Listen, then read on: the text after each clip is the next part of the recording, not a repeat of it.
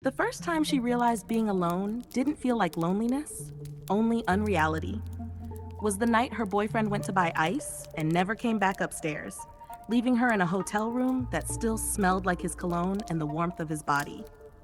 The air felt thick with all the things he had almost said to her, the kind of almost that makes your skin buzz, like a hand hovering close enough to promise contact, but never quite touching. She sat on the edge of the bed in a borrowed robe, listening to the hallway outside, and for a few irrational seconds, she believed the world would simply stop existing if he didn't open the door again. It wasn't heartbreak she felt. It was vertigo, like she'd stepped off a curb and the street had forgotten to appear. When Emma Chamberlain played the voice note on her podcast, the caller's first words came out as a whisper, intimate enough to feel like it belonged in someone's ear rather than on the internet. Emma, I stayed with him because when I was alone, it didn't feel quiet. It felt fake, like I wasn't fully there. Emma's fingers hovered above the trackpad, her pulse doing that quick little stutter it does when a sentence hits a nerve you didn't know was exposed. The caller sounded young, but not naive, more like someone who had learned how to confess with a smile, someone who could make even shame sound soft. I know how it sounds, she added, a tiny breath of laughter that didn't carry joy. But being alone was like watching myself from outside my body. With him, I could feel my own skin again. Emma leaned forward in her chair, the microphone inches from her mouth, the matcha on the table forgotten, because she recognized the dangerous poetry of that logic. If another person becomes your proof of existence, you'll call it love, even when it's hunger. She said it began with chemistry, real chemistry, the kind that makes you forget your phone exists, the kind that changes the temperature of a room when somebody looks at you like they already know what you taste like in the dark. He didn't even do anything dramatic, the caller explained. It was small. He would stand behind me when I was washing dishes, and it made my whole body feel aligned, like my spine remembered its job.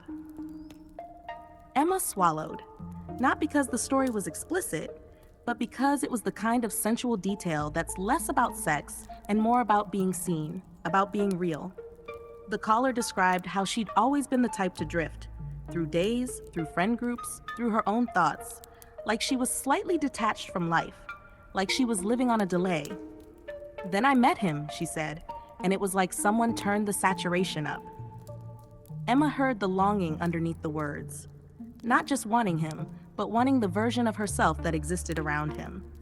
When he texted me, my hands stopped shaking, the caller confessed. When he held my face, I could finally feel my breath. When he fell asleep next to me, the room felt solid. She paused, and when she continued, her voice turned quieter, almost embarrassed by how honest it was. And when he left, she said, even for an hour, everything went weird again. The lights looked too bright. My body felt too light.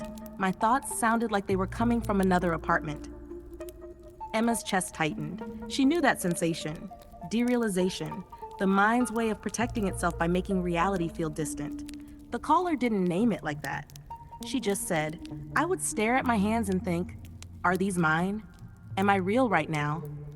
And Emma felt a cold empathy ripple through her because she could imagine the terror of needing someone else's presence to anchor your own existence. The confession turned darker in the way storms do, slowly, while the sky still looks clear. I told myself it was romance, the caller said. I told myself I was just in love, but then I realized I wasn't staying because he treated me perfectly. I was staying because his absence made me dissolve. She admitted there were red flags, subtle ones at first, like jokes that cut a little too deep, or the way he'd go quiet when she asked for reassurance. He would pull away, she said, and I would panic so hard I couldn't eat. Emma's lips parted, her own memory flickering, the way the body interprets emotional abandonment like physical danger. Sometimes he'd leave my message on read, the caller continued, and I would start doing things just to feel real again. I'd take freezing showers. I'd walk outside at midnight without a jacket. I'd flirt with strangers just to feel my own voice come back. Emma's face went still, because the confession wasn't just about a relationship. It was about identity slipping through fingers. The scary part, the caller whispered, is that he learned it. He learned that when he pulled away, I would become desperate. And when he came back, I would be grateful like he'd saved my life. Emma felt anger flare, quiet, controlled, at the idea of someone using that kind of vulnerability like a dial they could turn. The caller didn't accuse him directly. She sounded like she was accusing herself. "I hate that I let it happen," she said. "I hate that I made him my oxygen." She swallowed audibly, then added, "But Emma, when you've spent your whole life feeling like you're watching life through glass, and then one person makes the glass disappear, you don't think about consequences. You just cling."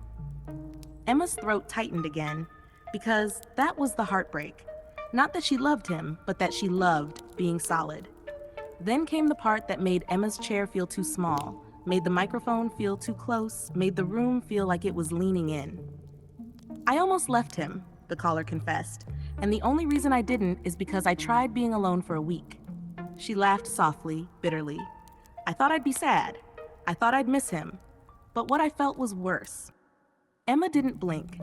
"It was like my apartment wasn't my apartment," the caller said. "Like the walls were a set, and someone forgot to tell me the show ended. I'd wake up, and for a few seconds I'd forget my own name. I'd look at myself in the mirror and I'd feel far away." Emma's hands curled slightly on the armrests. The caller's voice dropped even lower, intimate with shame. "So I called him," she admitted. "Not because he apologized, not because he changed, not because he begged. I called him because I needed his voice to make the world click back into place." She exhaled, and the exhale sounded like surrender. "When he answered," she said, "my knees actually went weak. It was like my nervous system recognized him before my brain did. I felt real again, and that terrified me." Emma's eyes stung, because this wasn't a simple love story. This was dependency dressed in tenderness. "I started doing anything to keep him close," the caller continued. "I said yes to things I didn't want. I laughed at jokes that hurt. I became smaller so he wouldn't leave, because if he left, I wasn't just alone. I was unreal." The last word came out like a bruise being touched. Emma inhaled slowly, and when she spoke, her voice was careful, almost reverent with the weight of it. "If you're still listening," she murmured into the mic, "don't click away. Because this isn't about missing someone. This is about what happens when you confuse a person with reality itself." She went quiet after that, the kind of quiet that feels heavier than crying, and Emma let the silence breathe because rushing it would have felt like an interruption of something sacred and fragile. Then the caller spoke again, slower now, as if every word had to pass through a filter of fear before it was allowed out. "I started noticing how empty I felt without him," she said, "but also how scared I was of that emptiness being permanent." She described moments when he would sit across from her scrolling on his phone, barely listening, barely touching her, and yet she would feel relief just because he was physically there. "Even when he ignored me," she admitted, "it was better than being alone with myself." Emma's chest tightened because that sentence carried a brutal truth. Sometimes presence, even neglectful presence, feels safer than facing the void inside. The caller confessed that she stopped asking herself whether she was happy. Happiness felt abstract, optional. Reality was the priority. "As long as he was there," she said, "I existed. When he wasn't, I felt like a ghost haunting my own life." Emma leaned closer to the microphone, her brow furrowed, recognizing the psychological trap forming its shape. How the brain can outsource its sense of self to another person when it doesn't know how to generate it alone. The story reached a breaking point on a morning that should have been ordinary. "He told me he needed space," the caller said, her voice barely steady, and I nodded like a reasonable person. But inside, something snapped. She described the hours after he left, the apartment too quiet, the air too thin, her own reflection unfamiliar. "I tried to distract myself," she said. "Music, cleaning, calling friends, nothing worked. It was like my body didn't believe I was still alive." Emma felt her throat constrict at the desperation woven into the words. The caller admitted she drove to his place without telling him, sat in her car down the street, and waited, not to confront him, but just to feel close enough to borrow existence from him again. "I didn't go inside," she said quickly, as if defending herself from judgment. "I just sat there, engine off, watching his lights. And when one turned on, I felt my heart slow down." Emma closed her eyes for a moment. absorbing the image, because it wasn't romantic, it was haunting. That's when I knew something was wrong with me, the caller whispered, because I wasn't missing him, I was using him. Her voice shifted then, carrying a mix of fear and fragile clarity. I finally left, she said, and Emma's eyes snapped open. Not because I was brave, not because I suddenly loved myself. I left because I realized staying meant never learning how to exist on my own. The caller described the days after the breakup as surreal, like walking through a fog where nothing felt fully solid. I would forget what day it was, she said. I would stare at my phone, waiting for it to vibrate, even though I knew it wouldn't. Emma nodded slowly, silently encouraging her. Being alone felt unreal at first, the caller admitted, like I was floating outside my body. But then, something strange happened. Her voice softened, surprised by her own memory. I started having moments, tiny ones, where I felt present without him. When I laughed at a video, when I felt cold air on my face, when I cooked and tasted the food. Emma felt a small warmth bloom in her chest.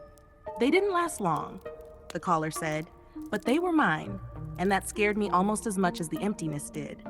Emma finally spoke, her voice steady but gentle, like someone holding a trembling object with both hands. What you're describing isn't love, she said softly. It's dissociation meeting attachment. It's your nervous system learning to regulate itself through another human being. She paused, choosing her words with care. Being alone didn't feel lonely to you. It felt unreal. And that tells me you weren't afraid of solitude. You were afraid of disappearing. The caller let out a quiet, shaky breath, and Emma continued, the fact that you can now feel even brief moments of presence on your own means you're learning something powerful. You don't need another person to exist. Emma's voice warmed, conviction settling in. It's uncomfortable, it's slow, and it feels fake at first, but reality comes back in pieces. She leaned closer to the mic. If you're listening and you relate to this, if you've ever stayed because leaving felt like vanishing, please know this. Learning to be alone isn't about strength, it's about practice. She swallowed, emotion flickering through her eyes.